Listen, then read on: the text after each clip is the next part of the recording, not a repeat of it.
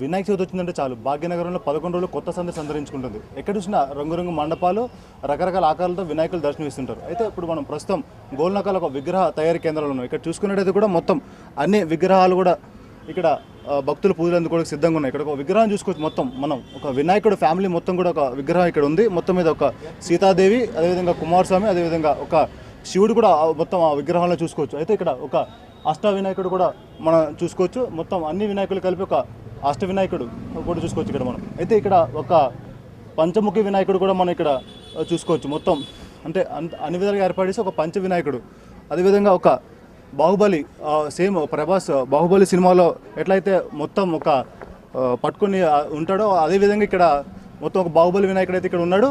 దాంతోపాటు ఎక్కువ ఈసారి కస్టమర్లు కూడా ఎక్కువ ఇదే ఆర్డర్ చేస్తున్నారని కూడా ఇక్కడ తయారీదారులు విజువల్ వండర్గా చిత్రీకరించిన బాహుబలి సినిమా ప్రభావం ఈసారి వినాయక చవితి పైన గట్టిగా పడిందని చెప్పుకోవచ్చు. మొత్తం ఇక్కడ చూసుకున్నట్టు కూడా బాహుబలి సినిమాలో ఉన్న ఇంపార్టెంట్ క్యారెక్టర్స్ అన్ని కూడా ఇక్కడ మనం చూసుకోవచ్చు. మొత్తం ప్రభాస్ సేమ్ 6 ఫీట్స్తో పాటు ఒక ప్రభాస్ మాదిరిగా ఒక వినాయకుడిని తయారు చేశారు. దాంతోపాటు ఇక్కడ కట్టప్ప సేమ్ యాస్టిజ్గా కూడా ఇక్కడ కట్టప్పని చూడొచ్చు మనం. మొత్తం ఆ గుండు, ఆ గెడ్డం, మొత్తం ఆ డ్రెస్సింగ్ స్టైల్ అంతా కూడా సేమ్ కట్టప్పలాగా ఇక్కడ మనం చూడొచ్చు. దాంతోపాటు నాజర్, అదేవిధంగా రానా, అదేవిధంగా రమ్యకృష్ణ, మొత్తం ఆ బాహుబలి సినిమాలో ప్రభాస్ ఒక శివలింగం మోసింది హైలైట్గా మనం చూస్తాం. అయితే ఆ సేమ్ అదే రూపంలో కూడా ఒక విగ్రహాన్ని అయితే ఇక్కడ నిర్వాహకులు తయారు చేశారు. మొత్తానికి చూసుకున్నట్టు కూడా ప్రతి సంవత్సరం ఒక డిఫరెంట్ వినాయకుల కోసం మొత్తం అయితే భక్తులు చూస్తుంటారు. ఈసారి ఈ బాహుబలి సినిమా నుంచి ఈ బాహుబలి వినాయకులు హైలైట్గా నిలున్నారు. కెమెరామెన్ సంపత్తో వినయ్, HMTV హైదరాబాద్ నుంచి.